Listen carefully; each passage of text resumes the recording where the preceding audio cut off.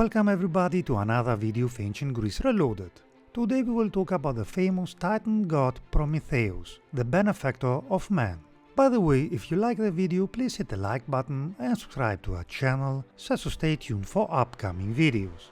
More or less, we all have heard about the Titan god Prometheus. In today's video, we will talk in detail about his life and why the Titan god was regarded as the benefactor of man in antiquity. The story of Prometheus in Greek mythology can be learned from the works of Hesiod, Theogony and Works and Days, but also by the works of many writers in antiquity who spoke of the Titan. Three works that were attributed to Aeschylus talk about Prometheus in great detail, namely Prometheus Bound, Prometheus Unbound and Prometheus the Firebringer, which told the tale of Prometheus, although only Prometheus Bound has survived into the modern day. The story of Prometheus begins in the time of the Titans, a period of time prior to the emergence of Zeus and the other Olympian gods, for Prometheus was a Titan god. Prometheus was the son of the first generation Titan Iapetus and the Okeanid Clymene, making Prometheus brother to Menetius, Atlas and Epimetheus. Each of the sons of Iapetus had their own special gift, and Prometheus' name can be translated as forethought. Conversely to Epimetheus, name which means afterthought. Prometheus was born at a privileged time for the Titans, for the offspring of Uranus and Gaia were in power, as the Titan Kronos was the supreme deity of the cosmos. The rule of Kronos and the other Titans would be challenged by Kronos' own son, Zeus. Zeus would lead an insurrection against the Titans, and Zeus gathered his allies upon Mount Olympus. The army of the Titans faced off against them from Mount Othrys. Although the war between the gods and the Titans was about to begin, Prometheus was said to have foreseen the outcome of the impending war, and so he and Epimetheus declined to fight with their kin. Hence, during the Titanomachy they remained neutral. After 10 years, the Titanomachy ended just as Prometheus had foreseen, with the Titans defeated and Zeus now the supreme deity of the cosmos. Zeus started to allocate responsibilities to his allies, and although not necessarily one of his allies, Prometheus and Epimetheus were not punished like the other Titans, and were indeed given the important job of bringing life to the earth. Prometheus and Epimetheus would craft animals and men out of clay, and then Zeus breathed life into the new creations. Prometheus and his brother were then tasked with giving the new creatures names, as well as attributing all the characteristics to the creatures that the other Greek gods and goddesses had manufactured. For some reason, Epimetheus took charge of this task, but having only afterthought, Epimetheus used up all the characteristics provided before he got to man.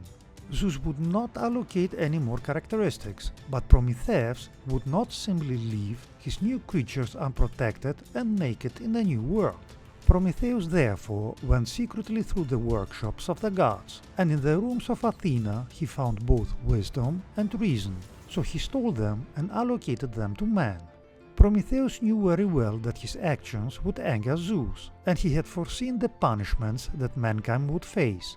Therefore, to placate Zeus, Prometheus volunteered to teach men how they should make sacrifices to the gods and how to honor the gods. Prometheus, though, was already planning on how to help men to gain from this arrangement between men and the gods, and so the sacrifice at Mecone took place. The Titan Prometheus showed men how a bull should be sacrificed to the gods. Prometheus then had men divide up a prime bull, with the parts placed into two separated piles. One of the piles was made up of all the best meat from the bull, whilst the second pile contained the bones and skin. Prometheus though made the second pile look more appetizing by covering it in fat. Zeus saw through the deception. Nonetheless, when asked which pile he wishes to have as a sacrifice, the supreme god nevertheless chose the pile of skin and bones, leaving men with all the best meat. Subsequently, future sacrifices would always be the second best parts of the animal. Despite being able to see through the trick and going along with it, Zeus was still angry, but rather than punishing Prometheus, Zeus decided to make men suffer instead, and so he removed fire from man. Prometheus though continued to live up to his moniker of Benefactor of Man, for he was not about to let men suffer for his trickery. Once again, Prometheus went amongst the workshops of the gods, and in the workshop of Hephaestus took a fennel stalk that contained an ember of fire.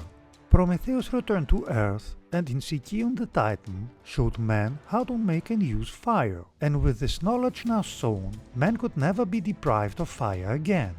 The anger of Zeus continued to rise, but yet again Zeus did not focus his anger on Prometheus immediately, but once again it was man who was to suffer. Hephaestus was directed to construct a new woman from clay, and Zeus once again breathed life into the new creation.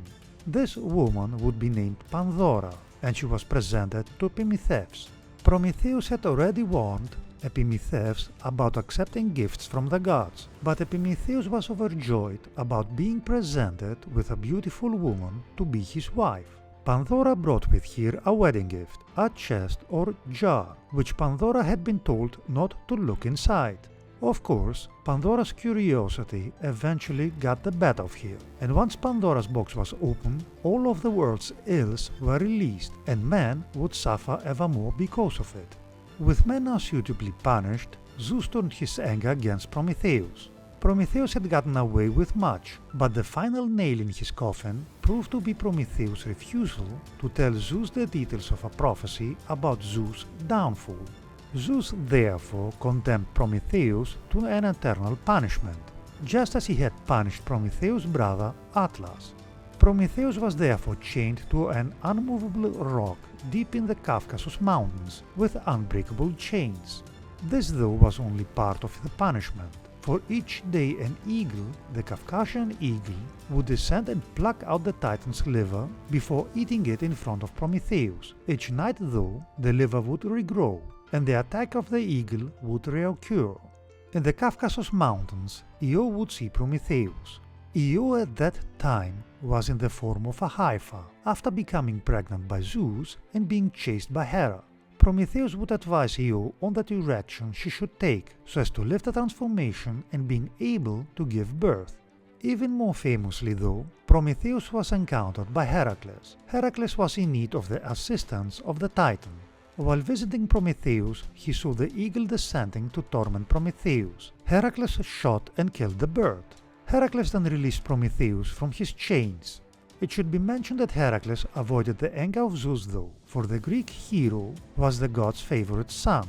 Prometheus even agreed to provide the details about the prophecy that had gotten him bound in the first place, by telling Zeus that the son of Thetis would become more powerful than his father. This prompted Zeus to stop chasing Thetis, who was then married off to Peleus. At one point, Prometheus would partner with Pronoia, the Oceanid nymph of Mount Parnassos. This union would bring forth one son, Deucalion.